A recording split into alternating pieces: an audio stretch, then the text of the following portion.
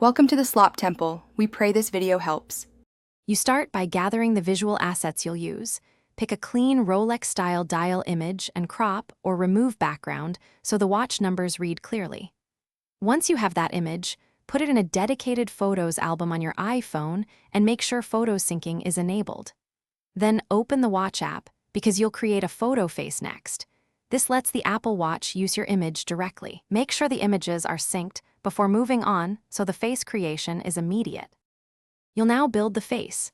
In the Watch app, tap Face Gallery and pick Photo or Kaleidoscope for stylistic effects. Then select the album you made. Adjust crop and zoom so the Rolex dial sits centered under the hands. Once done, set time position and toggle perspective zoom off if you want a flat look. Next, add complications. Pick ones that complement the dial like date, battery, or an action shortcut. Make sure sizes match your watch model, so numbers and text remain readable. You finish by setting the new face as your current Apple Watch face and testing it under real conditions. Raise your wrist and check legibility at different angles and lighting. If a complication looks wrong, go back to the Watch app and swap it or install a third-party editor for custom widgets and fonts. If the face won't apply, make sure the photo album's synced, then force restart the watch and iPhone. If problems persist, remove and re-add the album and recreate the face. This usually clears sync glitches.